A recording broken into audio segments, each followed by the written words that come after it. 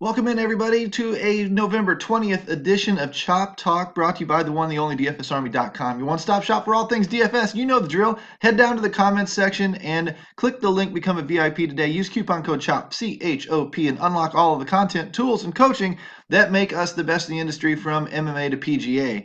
That's what we do inside DFS Army. We're dedicated to helping you become a better player. So head down to the comment section today, become a VIP. You know, a couple of things today. We're going to do a little first look at NFL for Week 12. We had an unbelievable game last night. I don't know where I stand on these, because a lot of times these just crazy scoring games make me look at the TV and go, man, dudes, play some defense. But at the same time, I'm caught up in the action. I'm like, whoa, back and forth and back and forth. Do you realize there were 105 points scored in that game? Many of you know that. You can do the simple math, 54 to 51. You can add it up. But that hit the over in Vegas last night by 41 points. Vegas blew that one big time. They should have put an 80-point total on that game, and they'd still be getting people probably betting the over, because what you've got is two spectacular offenses this year going up against two teams that degaff the defense. They don't care. It's like, they'll play a little two-hand touch, and if you fall down, okay, woo, move the chains, we'll get the ball back, we'll go score on you, and the first one to punt loses. I mean, that's what we watched in St. Louis for years with the greatest show on turf. It was a lot of fun. I can't call it Rams 2.0 greatest show on turf because, I mean, they play on grass. But really and truly, it's a spectacular offense. Kansas City's fun to watch. I grew up here in St. Louis. I grew up in the Midwest, loved Kansas City, liked LA okay when they were here in St. Louis. So these teams were a little bit familiar with me. I had a ball watching the game last night. 14 touchdowns. What the shit was that? And 1,001, just went over 1,001 yards of total offense last night. I mean, the statistics go on and on and on and on. It was a fun game to watch. It really was. Even if it waters down the balance of the league and whatever else, and I can be an old curmudgeon or be a Grinch this time of year and sit back and say, oh man, that was really, we need to play defense, and defense wins champ. Yeah, you know what? When that happens, I'm just an old man. Smack me around a little bit. Tell me to sit back down in my wheelchair and push me off to my porridge and my little my tennis balls on the bottom of my walker, whatever it is. Because to be honest with you, the game's changed, times are changing, everybody wants scoring. That's where things are going. Before long, we'll probably have a hockey net that looks like a soccer goal. We'll probably have basketball hoop that's down to 9 feet, just so little 5'6" guys like me can dunk. It's just, that's the way the game seems to be going. Athletes are bigger, better, stronger, and faster, and it's just the way it's going to work. So get on board with it if you enjoy sports. Let's dive in today. Let's talk a little bit of NFL, point you in the right direction for research. If we can get there, then we'll show you a little bit of the NBA for the 4-game slate today with the and ones again. And then if we can finally get there, we'll talk a little bit of contest selection. Let's see if we can get it all done here in about 15 minutes or so. When I'm looking at our research station inside DFSArmy.com, I'm typically looking for box checkers, and my rocket arm, sticky hands, truck stick rating appears right here. It's one of the better catch-all metrics that we have. It has actually helped me choose winners and narrow my list down very, very quickly. I go through a formal box checkers edition a little bit later in the week, so if you want to come back for that, that's great. And it revolves around spreads and applied totals and home teams and all of this kind of there's little bitty parameters that just kind of help me indicate this category works for a guy, this category works, this one works, this one works, this one works. When they hit these categories, they typically check boxes in hitting value for DFS. Therefore, when they check all of those boxes, they've got a very, very good chance at hitting value. Checking 1 or 2 boxes is great, but checking 5 or 6 boxes is a very, very strong indicator. It's been a successful method for the past 2 years. It's an easy way to cut your player pool down really quickly. And the only thing you're deciding, because I can't quite narrow down wide receivers, so it's really a little bit, and typically when I pay up for running backs, I pay down at wide receiver and tight end. So it gets a little bit tricky to pay down at a volatile position, which is the smart thing to do, honestly. But it gets a little bit tricky to really nail that value and find the guys that are in good spots that you can actually rely on. So that's kind of where we end up. That's where our lineups kind of come together or fall apart in a given week, is how well we do at the wide receivers. We can pretty much hit quarterbacks, running backs. We do pretty good with tight ends and defenses. So I mean, and defenses are fluky too. There's a real easy way to do those. I'll show you that another time as well. We're not updated yet inside DFS Army for the research station. So what we could do is we could go through and look at some of these players and then look at the schedule manually. And what I'm talking about more is sliding over this way for matchup information. I mean, the stats aren't going to change much at this point. You know, we're 10, 11, 12 weeks into the season. But we could also look at the opponents and see that Tampa Bay gives up a lot to quarterbacks. So whoever, I haven't looked yet, whoever is playing Tampa Bay this week is in a good spot. Whoever is playing New Orleans this week is in a good spot. KC, Philadelphia, LA, Carolina, whatever. These teams, well, outside of LA, these teams are giving up some points to the running or to the quarterbacks. So these are the teams we would be looking for their opponents this week to help start our research. Start to be okay. So they're home, they're favored, they're implied to score a lot of points, and they are facing a team that gives up a lot of points to the quarterback. So boom, we'll put him on our initial list, our early list. Okay, and we would go through all of the different categories and do that. But another thing that we're going to want to do eventually at some point is go through Vegas and start looking at the matchups and start looking. This is my first look at it too. Start looking at maybe some game script ideas. Who's scheduled to blow somebody out? Who's scheduled to score a lot of points? Not many points.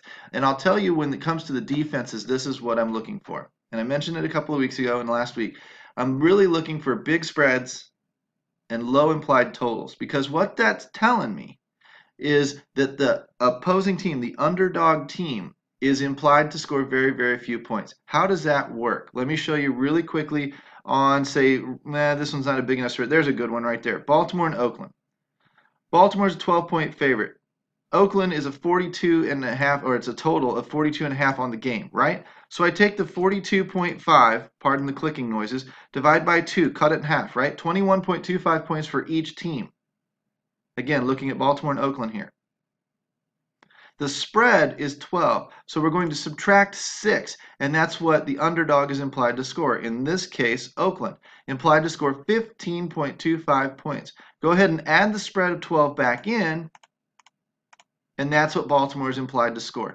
Quick math, easy math, and it can quickly point you in the right direction for solid defenses. Baltimore is going to be a rock-solid defense this week, probably chalky, because when the other team's only implied to score 15 points and they're down by 12, they're going to be pinning their ears back and throwing it late if they don't just roll over and die.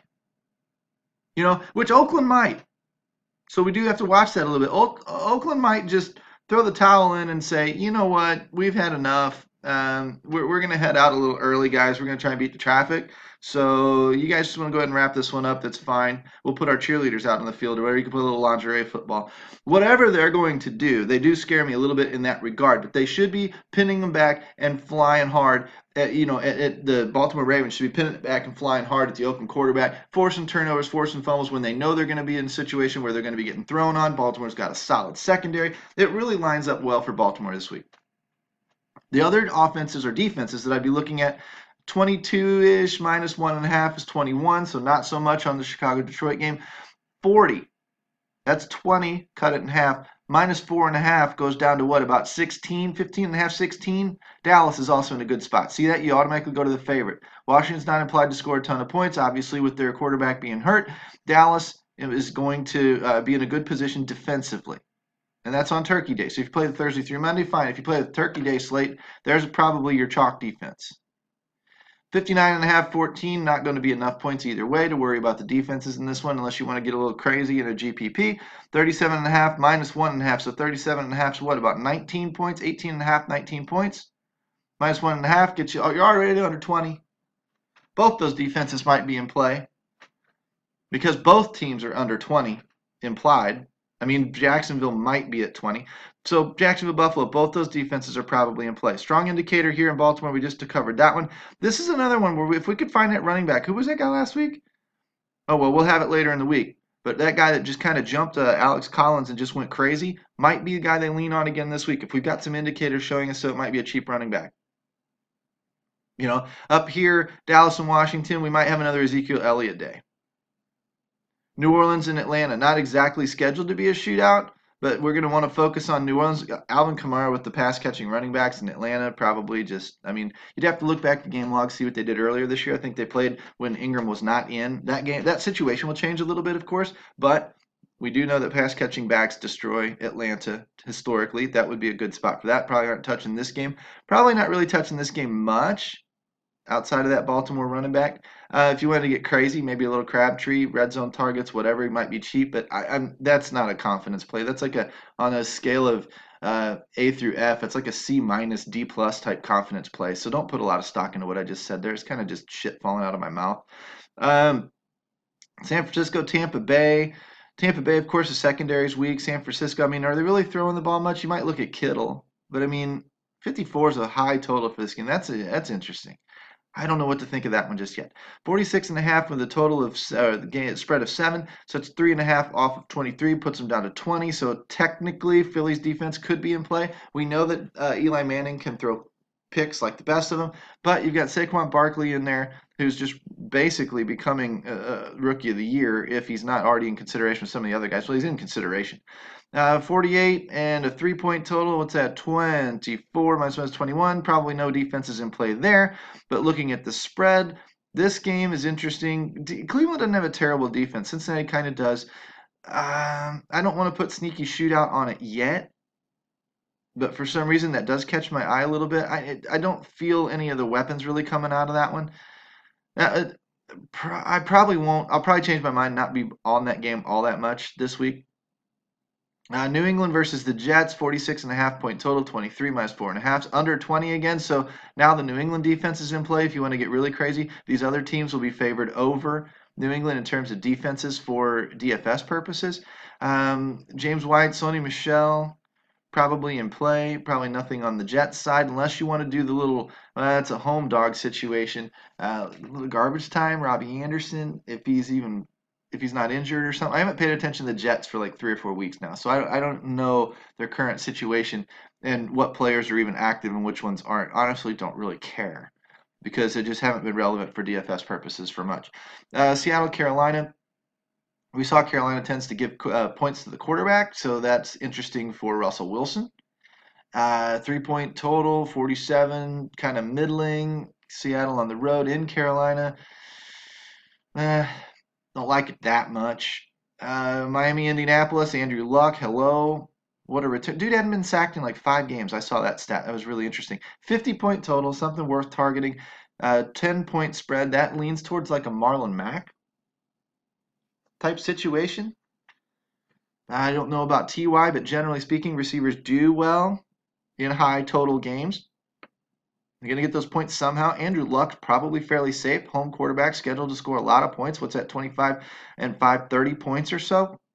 What's that, 4 touchdowns implied? So TY maybe gets one, maybe a Doyle slash Ebron situation, maybe a little Marlon Mack, grind the clock out, probably where the touchdowns go. Maybe Luck throws for 2, maybe 3. What, 7-game streak of 3 touchdowns thrown in a row? I mean, it's hard not to like that spot. 44 to 13. Woo, 22 minus, what, roughly 7. So we're down to 14, 15 points for the Arizona. That's not a good spot for David Johnson. People will probably tout him anyway. It's not a good spot. It's very reverse game script for him. I know they've been throwing to him lately, but still. Very good spot for Melvin Gordon.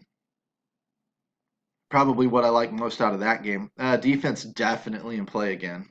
So if you're on the afternoon only on Sunday, there's your defense, probably your chalk defense. Pittsburgh, Denver, yuck. 47.5 3-point total. Don't know really where to go with that one just yet. That's going to require a little bit of peeling back the layers.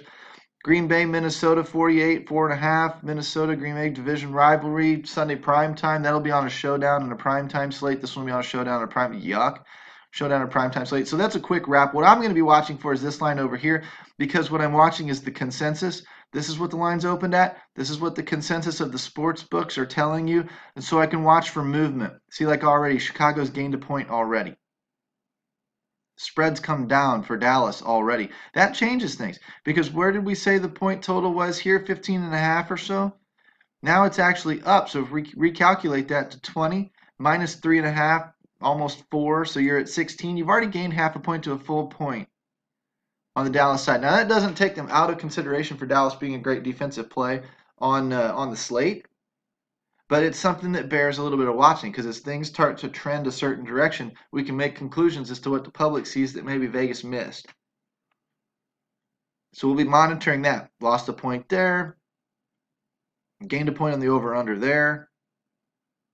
Looking for spread adjustments, and I don't see any yet. It's awfully early in the week for this kind of stuff. Lost a point there. lost a point there.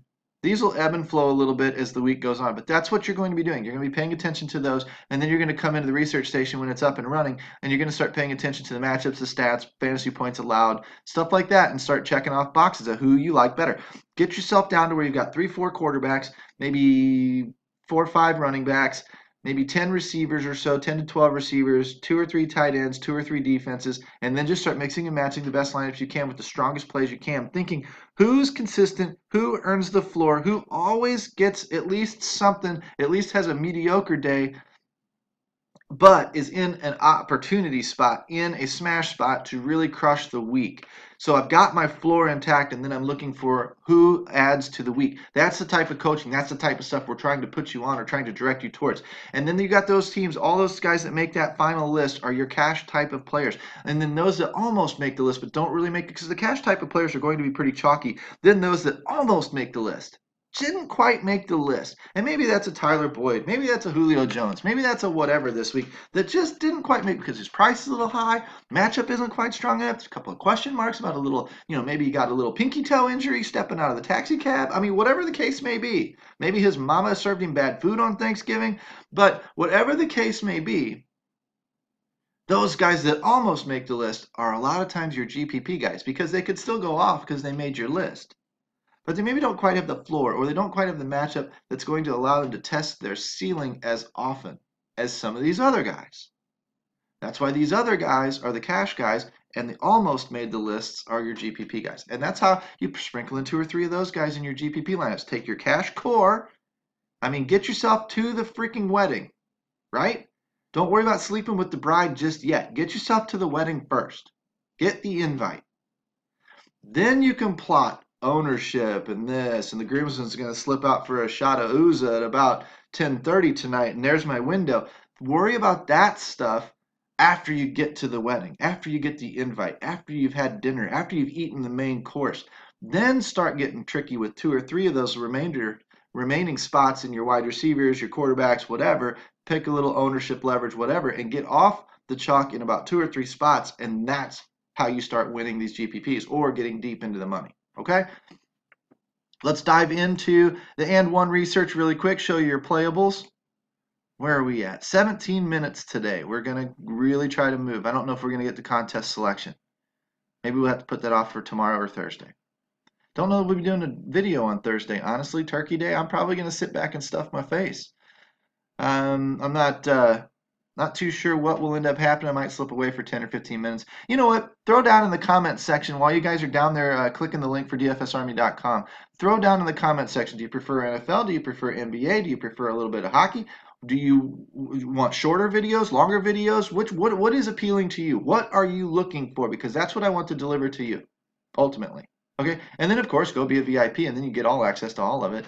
DFSArmy.com. Use code CHOP, CHOP, 10% off. We've got our and ones sorted out here. 20 points for Lillard. Tobias Harris is in there again. Ooh, is this current? Portland and the Knicks, LA and the Washington, Clippers and Washington. Okay, looks current. I know that I saw them say it was updated. Down here, so we were pretty weak on this 4-game slate. We don't have a ton of stuff to really be looking at. But, all right, let's go box check and say 4-game slate. Let's just stick to, say, the top 3. Lillard, Wall, Dinwiddie. Right? Lillard, Wall, Dinwiddie. Doesn't mean Lowry and Beverly aren't great plays. It just means these guys are your strong ones. Look how quickly we dropped off below that double-digit mark we look for. Lou Williams, McCollum, and Bradley Beal. Maybe a little D'Angelo Russell. See, I'm going to try and stick to over the 10. Doesn't mean Tim Hardaway sucks because Tim Hardaway's a 9.9. But these are the guys that are going to make my list. I may throw Hardaway on there. Top 3, Turner, Richardson, Porter. And this is a shit position tonight. Look at that. Nobody's got great matchups. Somebody will probably produce. But don't be surprised if they both dud on you. Try and safety, floor, guaranteed points, usage. Don't worry so much about upside smash spots as much as you want to worry, at least initially, about safety, because this is going to be a spot where people are going to gamble because there's nothing that really stands out. Typically, that's how that ends up working out. Tobias Harris, Harrell, Aminu, maybe Ibaka. Okay, those are your stronger matchup plays. Now I'll show you another thing here in a minute. Center spot, top 3, Nurkic, Vucevic, Whiteside. I don't know about Cantor necessarily. matchup drops off a little bit. So those are your top threes, you know, or whatever. Now I'm going to uncheck the center box, turn them all back on. We're going to sort descending by value. I'm going to see who our optimizer is going to like today, who the projections are immediately slapping in there, right? Anything over about, 4.7, 4.8, upwards over 5 would be great. So Ellington, Robinson, these aren't on the list. Aminu was on the list. Knox not on the list. Whiteside was on the list. Nurkic was on the list. Vonleh didn't make the list. Collins, Isaac, Trier, Cantor barely almost made the list. Burke, Fournier, Porter, Valanciunas. Okay, so it's not a lot of just screaming obvious value spots right now using this method. This is just the starting point. You're going to need to dive into our coaching channels and watch for the content to drop, and that's what's going to. We've already got a couple of injury pivots out for you on the web. CG's doing a first look article that is going to put that stuff out for you guys. So run to dfsarmy.com, of course, under the NBA tab, and kick that article open and take a look real quick. It's just a first quick glance type article, kind of what I'm doing here. It's not identifying matchups and what's talking about injury. This guy's out, so this is what we're looking for. These guys are questionable, so this is what we're looking for. Gives you a little bit of things to chew on while you're working through the day and starting to pick through your research. So let's just go ahead and wrap it up right here. I don't want these videos to get too long. And what we'll do is we'll come back tomorrow maybe and we'll talk a little bit of contest selection. I already had some stuff queued up. We'll pick apart maybe that Thanksgiving Day slate and try and target some football games, something like that. Contests we might want to play. I'll show you how to break those down into what payouts are decent, which payouts are not. We'll tie that in maybe to a little bit of ladder stuff. You know what? We've got Geek showing you how to use our tools to build lineups. Last night's showdown. That it works on all of the slates, all different sizes of slates. That video is down below. My video for the NBA and one stuff and a little bit of recap of the last week's down below. That may be outdated already. You may not want to go back through that, but I do talk a good bit about the ladder strategy and how to build your contests, how to build your allocations, how to manage your bankroll in that video. So you might click that. If not, down below, there's a link to my original ladder system article, the ladder system 2.0 that UW, that Royal did. It's a phenomenal upgrade with a lot of charts, a lot of graphs showing you how to allocate your resources in those types of contests. And then I put a video together again right below that to kind of bring all of those together. So you're getting a lot of ladder talk because the system works. It builds winners. It turns unprofitable players into profitable players. And of course, that all comes with the guiding of our coaching. I do appreciate a lot of you guys joining up on the light membership where you're getting the tools. That's great. You're going to get my videos. That's great. But what you don't get is the ins and outs of the optimizer, the ins and outs of the VIP experience with the coaching channels where the guys actually will answer your questions in real-time feedback and near lock in NBA. That is critical. Critical to get that type of information. The domination station last night, the projections in it changed 3 times 5 minutes before lock. I kept hitting optimize and it switched up some players.